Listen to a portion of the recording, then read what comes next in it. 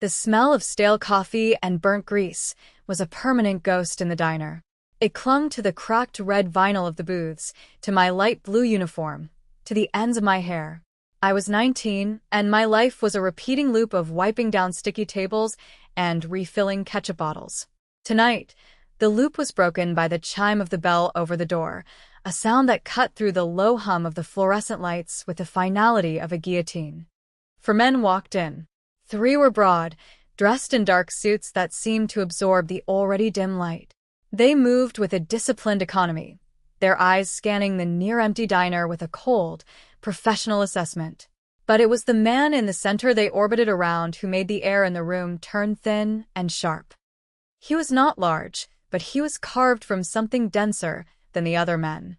His suit was a shade of charcoal so deep it was almost black, tailored with a precision that made it look less like clothing and more like a second skin. He moved like the room owed him space.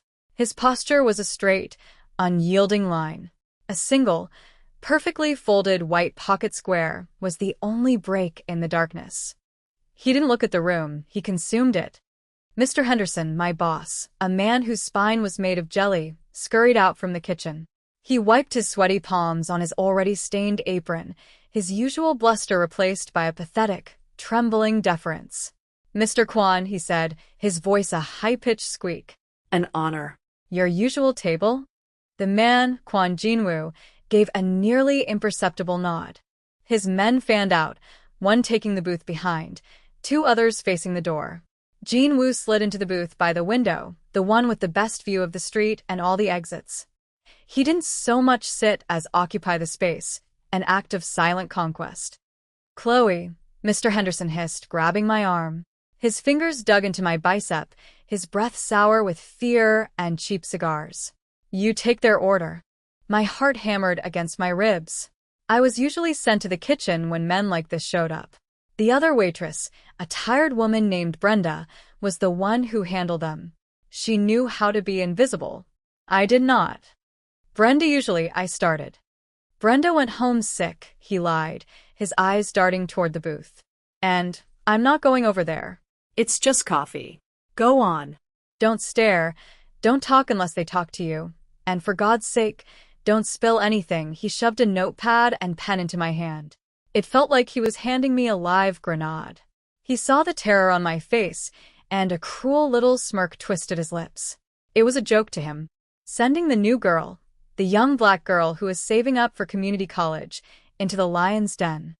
My feet felt like lead, but I forced them to move. Each step was a lifetime.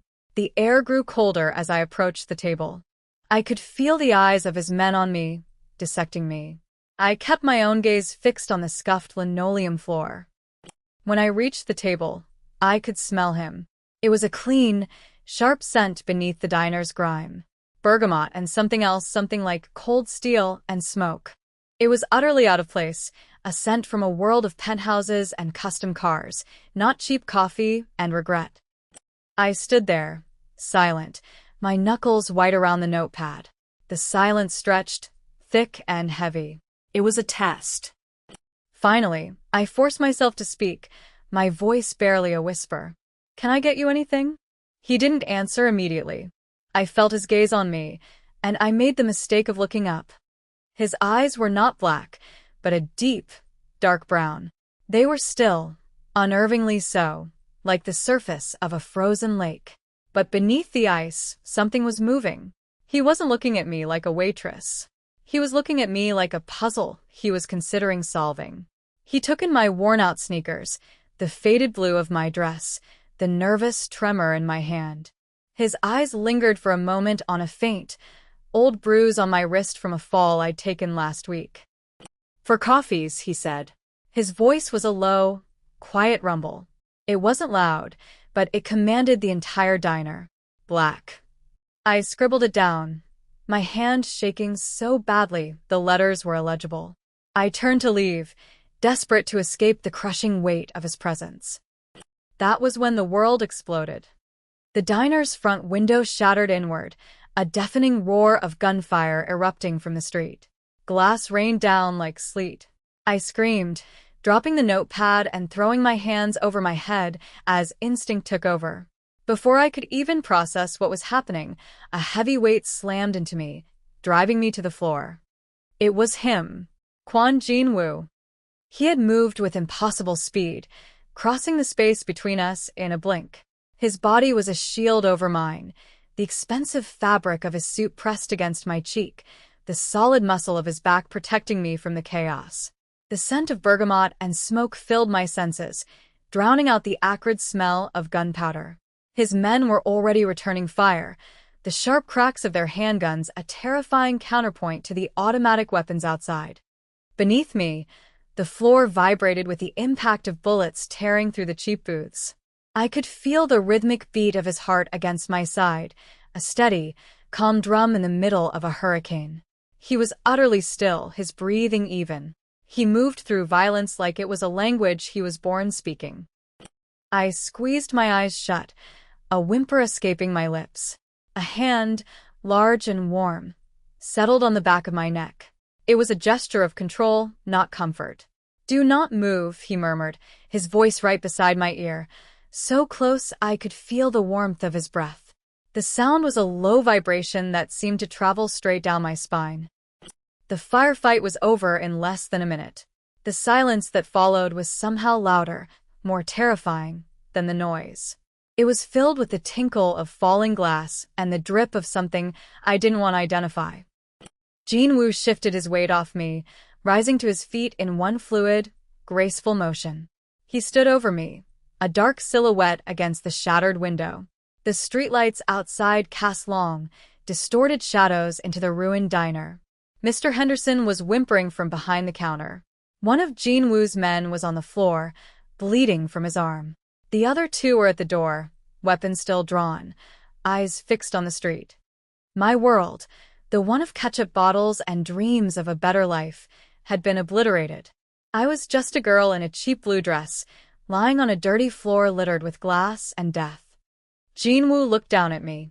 His face was a mask of cold calculation, but his eyes, those dark, still eyes, held something else. He saw me not as collateral damage, but as a complication, a loose thread in his perfectly tailored world. "Get up," he said. It wasn't a request. I scrambled to my feet, my legs shaking uncontrollably. My uniform was torn at the shoulder, and a shard of glass had sliced my arm. Blood welled up, a bright, shocking red against my brown skin. I stared at it, numb. One of his men said something in Korean, his tone urgent. Jin-woo replied with a single, sharp word. He never took his eyes off me. He knew it. I knew it. I had seen his face. I had been shielded by his body. In his world, witnesses did not walk away. They became ghosts. He took a step toward me. I flinched back, my breath catching in my throat. He stopped, his expression unreadable. He reached into his jacket, and for a terrifying second, I thought he was going to pull out a gun. Instead, he withdrew the pristine white pocket square. He closed the distance between us, and before I could react, he took my arm. His touch was firm, his fingers wrapping around my wrist. He gently dabbed the silk square against the cut, his movements precise and economical. The fabric, impossibly soft, came away stained with my blood. He held my gaze as he did it. The silence between us was not empty. It was filled with the truth of what had just happened, and the terrifying uncertainty of what would happen next. "What is your name?" he asked, his voice still that low, quiet rumble. "Chloe," I whispered. He said my name, tasting the shape of it. Chloe, he said it differently than anyone else had. He said it like it was an object he had just acquired, something that now belonged to him. His men were waiting, impatient to leave. The sirens were wailing in the distance, growing closer. He still held my arm. He let the bloody pocket square fall to the floor. "You will come with me," he said. It was not a question. It was a statement of fact. My life as a waitress was over. My new life, as a witness, a liability, a piece on Kwon Jin-woo's bloody chessboard, was just beginning. He pulled me toward the back exit, and I went, because the thought of staying in the ruins of my old life was somehow more terrifying than walking into the darkness of his. The car was a black sedan, So sleek and silent it seemed to be carved from the night itself. The interior smelled of rich leather and his cologne. I was pushed into the back seat, with Jinwoo beside me. The door closed with a heavy, final thud, sealing me in. As the car pulled away, I looked back at the diner, at its flickering neon sign and shattered windows. It looked like a scene from a movie, unreal and distant. My entire world, reduced to a fading image in a rearview mirror. We drove through the sleeping city, the streetlights painting fleeting stripes of orange across Jinwoo's impassive face. He didn't speak. He simply stared out the window, his jaw set, his hands resting on his knees. I sat as far away from him as I could, pressing myself against the door, my body thrumming with a terror so profound it felt like a physical illness. Where was he taking me? What would he do to me? My mind raced, conjuring 1,000 terrible possibilities. But beneath the fear, a strange, unwelcome thought surfaced. When his body had covered mine, I had never felt safer. It was a crazy, irrational feeling, but it was there, a tiny, stubborn ember of warmth in the freezing cold of my fear. The car descended into an underground parking garage and stopped in a private, brightly lit bay. We were escorted to an elevator that opened directly into a penthouse apartment. The place was vast and minimalist, all glass and steel and shades of gray. Floor-to-ceiling windows offered a breathtaking, godlike view of Seoul's glittering skyline. It was a world away from my tiny, cramped apartment above a laundromat. It was a cage made of glass. One of the men, the one who had been shot in the arm, was being tended to by another man in a doctor's coat who seemed to have appeared from nowhere. Jinwoo ignored them. He walked to a massive window, his back to me. "The police will have your name from your boss," he said, his voice echoing slightly in the cavernous room. "The men who attacked us will be looking for you, too. They will assume you work for me now, or that you can identify them." I hugged myself, the thin fabric of my uniform offering no comfort. "I won't say anything. I swear. I didn't see anything." He turned slowly. "You saw me. That is enough." His gaze dropped to the cut on my arm, which had started bleeding again. He gave a sharp nod to one of his men, who disappeared and returned a moment later with a first aid kit. Jinwoo took it from him and dismissed him with a flick of his wrist.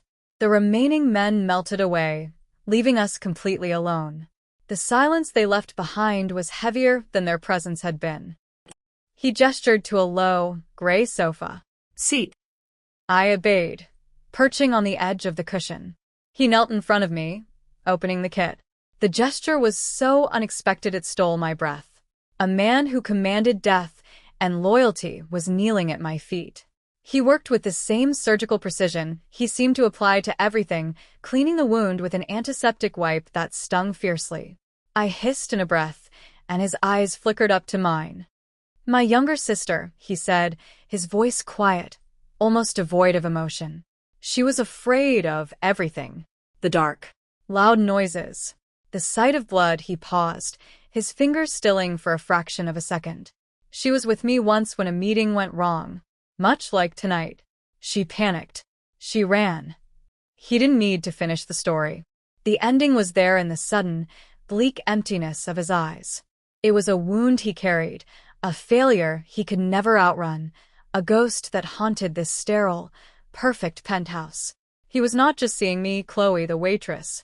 He was seeing her. A girl in the wrong place at the wrong time.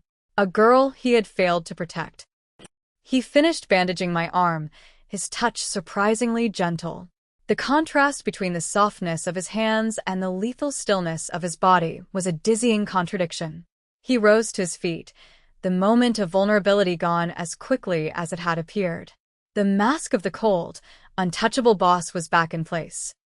"You will stay here," he said. "It is the only safe place for you now." Days bled into a week. I was a prisoner in a gilded cage. I had a beautiful room with an adjoining bathroom larger than my entire apartment. I was given clothes, simple, elegant things in silk and cashmere that felt alien against my skin. Food appeared outside my door on a tray. I never saw who brought it. I spent my days staring out at the city, a place I could see but not touch. Jinwoo was a ghost.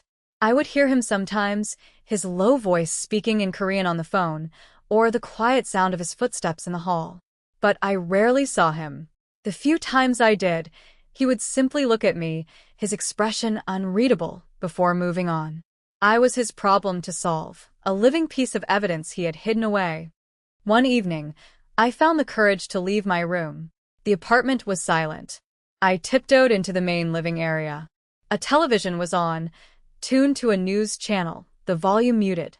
The headline made my blood run cold. They were showing a picture of me, a grainy photo from my diner ID badge. They called me a person of interest in the diner massacre. They said I was missing, presumed to be in danger. My legs gave out, and I sank to the floor. My old life wasn't just gone.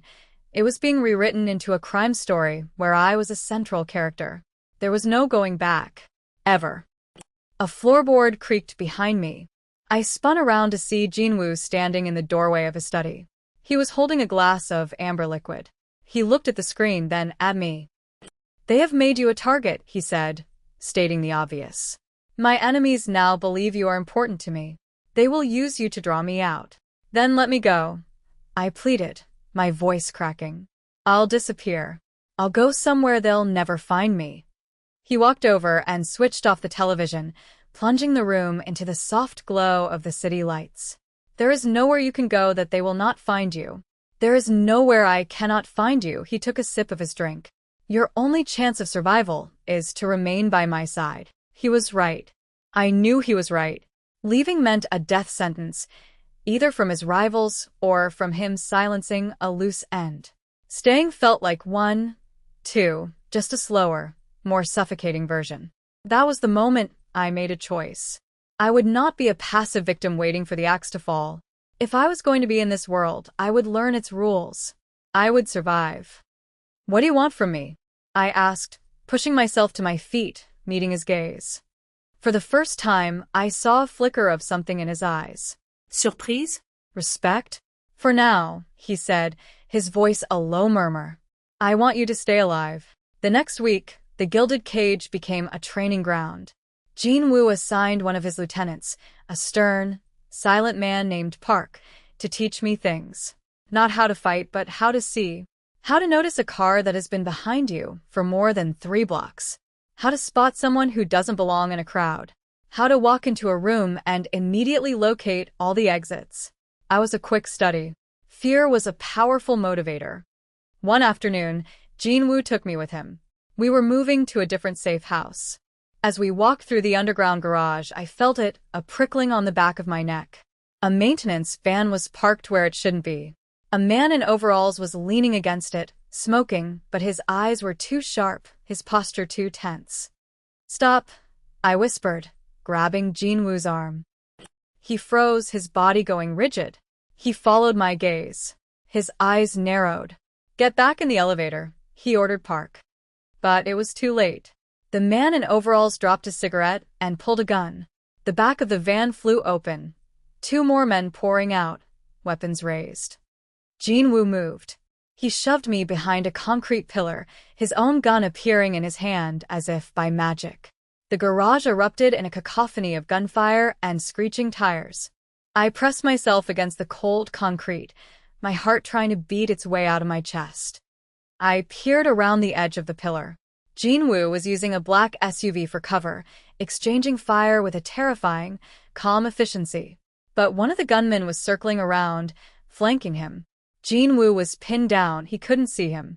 I didn't think. I acted. I grabbed a heavy metal fire extinguisher off the wall. It was heavier than I expected, but adrenaline was afire in my veins. While the gunman's attention was on Jinwoo, I ran, low and fast, using the parked cars for cover. I came up behind him. He heard me at the last second and started to turn. I swung the extinguisher with all my strength, slamming it into the side of his head. He crumpled to the ground without a sound. The garage fell silent. Jinwoo stood over the other 2 men, his gun still smoking. He looked at the man at my feet, then at me. I was panting, my hands still gripping the extinguisher, my knuckles white. He walked toward me, his steps measured. He stopped just inches away, his shadow falling over me. He looked from my face, to the extinguisher, to the unconscious man on the ground. "I told you to stay back," he said, his voice dangerously soft. "You would be dead," I replied, my own voice shaking but defiant. He reached out and took the extinguisher from my hands, setting it down gently. Then his hand came up to my face, his thumb brushing against my cheekbone. His touch was electric. "You crossed a line tonight, Chloe," he murmured, his dark eyes searching mine. "So did you," I shot back. "The night you walked into that diner." A strange, tense smile touched his lips. It was not a happy expression, but one of grim acknowledgement. "Being near me is a death sentence," he said, the words a confession. "Why are you still here?" I looked into his eyes, into the cold, controlled darkness that I now knew hid a ghost of its own. And I told him the truth, a truth that was as dangerous and irreversible as pulling a trigger. "Because running from you feels like 1, 2. The tension between us snapped. He leaned in, and for a heartbeat, I thought he was going to kiss me. Instead, he rested his forehead against mine, his eyes closing for a single, brief moment. The smell of smoke and bergamot, the scent of his world, was all around me. "They will not stop," he whispered, his breath warm against my skin. "Now that they know you are my weakness, they will never stop." He pulled back, his face once again an unreadable mask, but I had seen the crack. I had seen the man behind the monster. "We end this tonight." The final confrontation was not in a warehouse or a deserted dockyard. It was in a place of beauty, a modern art museum that Jin-woo's rival, Kim Tae-shik, was using for a charity gala, a perfect cover to establish his legitimacy. Jin-woo's plan was to isolate Kim, to corner him. But Kim had his own plan. He used me. A message had arrived for Jin-woo, a picture of my old apartment building, a place Kim's men must have discovered through their research. The threat was clear. They knew where I came from. They could touch my past. Jin-woo saw it as a clumsy threat, but I saw it as a tell. Kim was emotional, not just tactical. He would want to gloat. He would want me to see him destroy Jin-woo. So, I became the bait. It was my idea. I would allow myself to be taken, to give Jin-woo the access he needed. He refused, his control finally breaking as he yelled at me, the cold facade shattering to reveal the raw fear for my safety beneath. But I was adamant. This was the only way to stop being a pawn. I had to become a player. I walked into the trap. They took me at a coffee shop near the museum, professionally, quietly. I was brought to a service corridor beneath the gallery. Kim Tae-shik was there, a man with a cruel smile and eyes that held no light. "The great Kwon Jin-woo's prize," he sneered, circling me. "I must admit, I don't see the appeal." "He'll kill you for this," I said, my voice steady despite the frantic pounding of my heart. He laughed. "He will come for you. And when he does, my men will be waiting. His empire will be mine by sunrise." But I wasn't just bait. I was a Trojan horse. Sewn into the hem of my dress was a tiny tracking device. And in my hand, disguised as a lipstick tube, was a device that would disable the security network in this corridor for exactly 90 seconds. As Kim monologued, I watched the guards. I waited. My signal to Jin-woo was to drop the tracker. My signal to act was his arrival. The moment I heard the first muffled gunshot from the floor above, I pressed the button on the lipstick and dropped the tracker. The lights in the corridor flickered and died, plunging us into emergency lighting. In the confusion, I moved. I kicked the back of Kim's knee, sending him stumbling. I didn't run for the exit. I ran for the fuse box I had seen on the wall, wrenching it open and pulling the main breaker. The entire wing of the museum went dark. Chaos erupted. Kim's men were blind. Jin-woo's men, equipped with night vision, were wraiths. The fight was brutal, swift, and decisive. Jin-woo himself appeared out of the darkness, moving with a lethal grace. He dispatched the guards near me before cornering a terrified Kim Tae-shik. I didn't watch what happened next. I didn't need to. I had done my part. I had crossed a line I could never uncross, becoming an active participant in his violent world. When the lights came back on, it was over. Jin-woo stood alone, his suit immaculate save for a splash of blood on his cuff. He walked over to me, his eyes scanning me for injuries. He reached out, his hand cupping my jaw, his thumb tracing a line along my cheek. "It is done," he said. "Is he?" I couldn't finish the sentence. "My world has rules, Chloe," he replied, his voice soft. "Debts are paid." He paid his, there was a cost. Park, his silent lieutenant, had been gravely injured protecting their exit. Nothing in this world was free. He looked at me, and for the first time, there were no guards, no masks, no ghosts between us.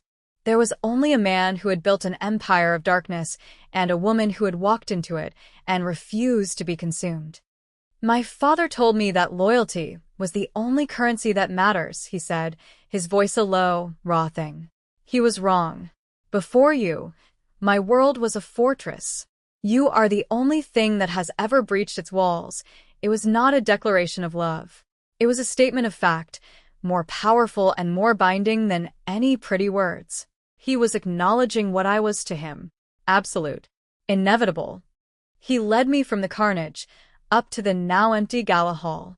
The floors were polished marble, the walls hung with priceless art. Through the massive windows, the sun was beginning to rise, painting the Seoul skyline in hues of soft pink and gold. We stood there, watching the dawn of a new day. My old life was a distant memory, a story about someone else. This beautiful, dangerous world, was my reality now. He came to stand behind me, his arms wrapping around my waist, pulling me back against his chest. I could feel the steady beat of his heart. I leaned my head back against his shoulder, my hand covering his. It was a choice, a conscious, deliberate choice made with my eyes wide open. The waitress was gone. The woman who stood here now belonged to this world, and to the man who ruled it. And she would not have it any other way.